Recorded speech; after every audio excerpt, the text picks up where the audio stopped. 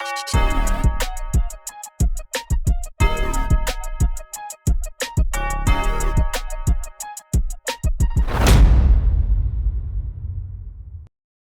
got playoffs right around the corner.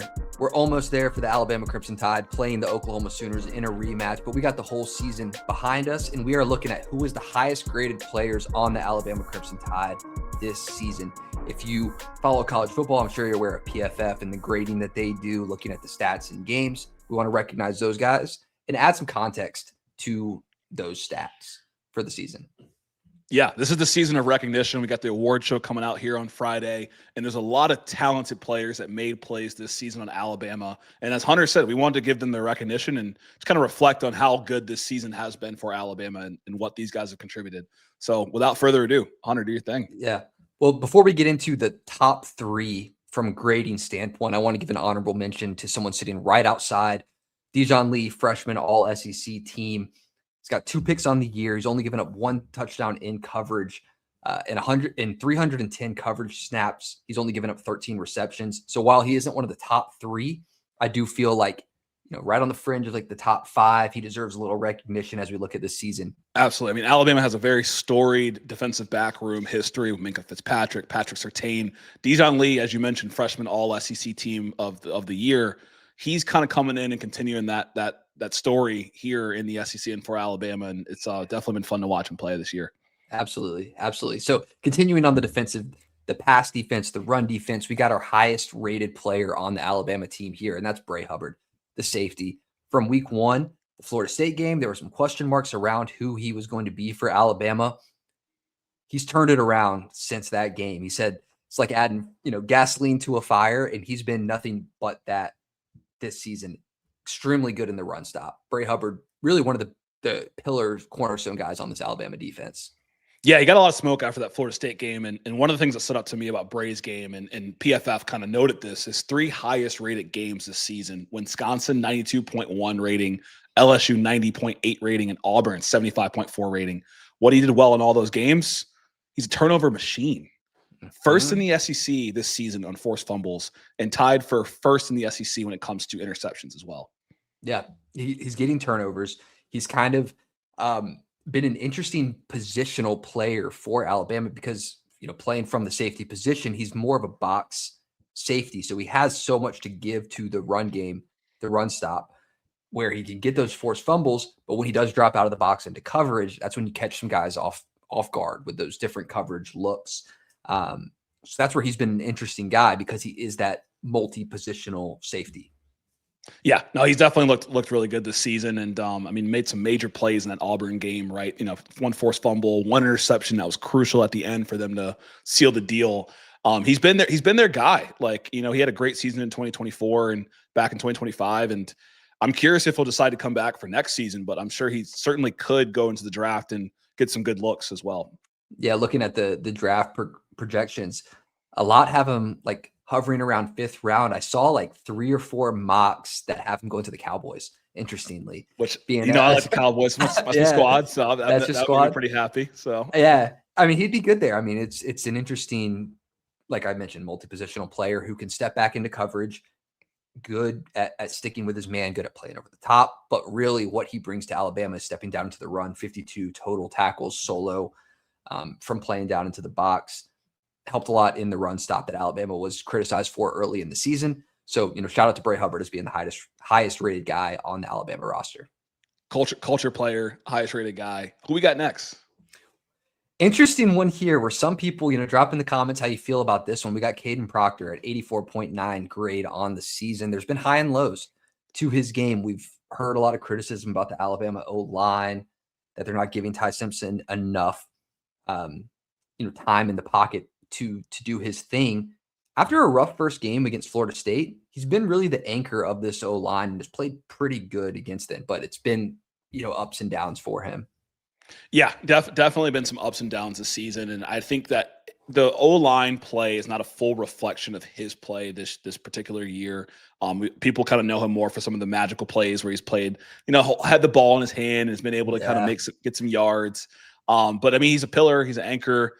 And certainly another one of those guys where you knew day one when he stepped foot in the Alabama building, that's an NFL lineman. I mean, he's massive. He's a great blocker. If he can get back to blocking how he did against Georgia the first game, you saw Ty have a ton of time to just make plays, the sky's the limit. Yeah, that's the first game where I started kind of criticizing Georgia's pass rush, but it was also credit to the Alabama O-line for giving him that time. I mean, you mentioned how big he is. I mean, size is something that can't be taught. The technique, sure, has some tweaking and things that they could do there. Kind of one of those, early day one guys looking like one of the first off the board. Even as the criticism has rolled in, as he's given up pressures, he's only given up 1 sack on the year. Right now, he's fallen into kind of that mid-20s first-round pick. So I think it's a good spot for him. Like I mentioned, you can't teach size, you can teach technique. He'll only get better. He's accounted for 3 first downs in those extra packages that they developed around him, the Georgia being the big one where we first got to see it really shine. Yeah. So that was a fun one. I was sitting on that side of the field and I see him coming at me. And I'm just like, man, is this actually happening right now? I got a guy in the 70s charging. I don't know when he's going to fall down.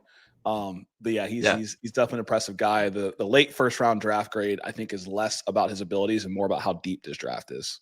It really is. Yeah. And there's a couple other O linemen that are going to get picked as well. But really from, being 6'7", 330 plus, like you can't find a better guy to fit into your O line. And maybe an NFL team would look at some of these packages that Alabama's done and say, hey, let's put the ball in his hands. Yeah, I mean, there's definitely a lot of trickery going on in the league. I could see like a Cowboys team using it, or the Patriots. If you end up on the Patriots, late first round with how they're playing this season, that'd be a great culture fit with what Vrabel's got going on up there. This Alabama team had so much talent, and we had a hard time picking 3 players. And so the third guy, who we got? It's feel how you may about his performance as of late, but we got Ty Simpson, the quarterback, 82.2 PFF grade.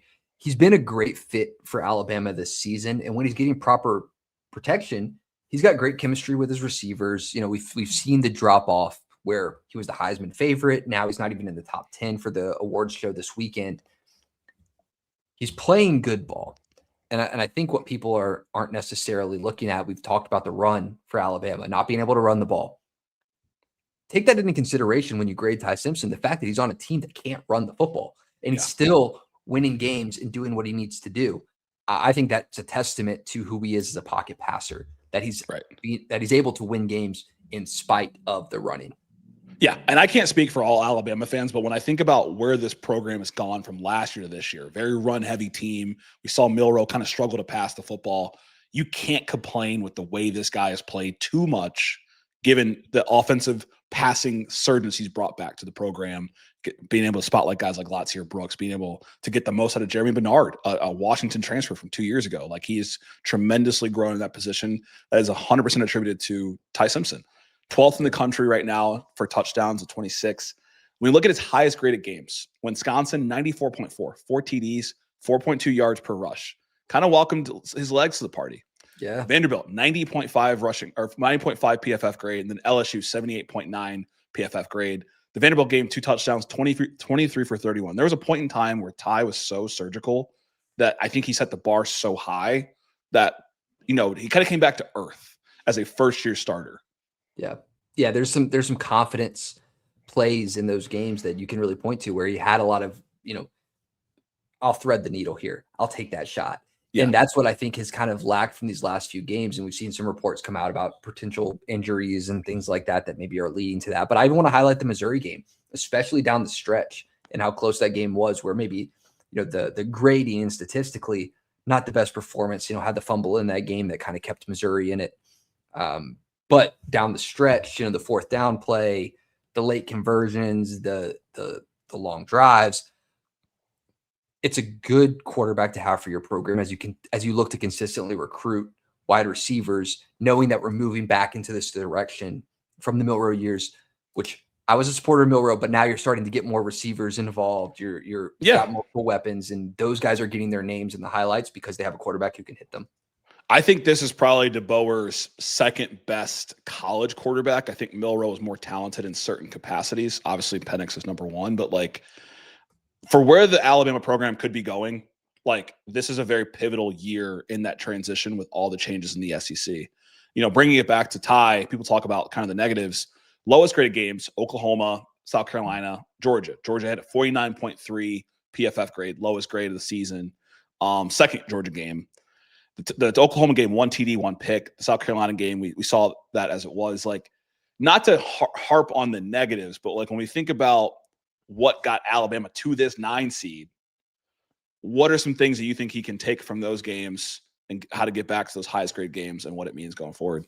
Yeah, I think if anyone here watched the video I did around where he might be next year, I talked about all the playoff quarterbacks. And one of the things I talked about with him is where his anticipatory throws, throwing out of the break, has kind of dropped off as of late. So when you look at some of those games, he's waiting until after the receiver has made their cut to make his throw. Whereas when you really get in sync with your receivers, you're looking to hit them a little bit earlier. And if you look at the pick in the Oklahoma game, that's a good example. You're throwing a little bit behind.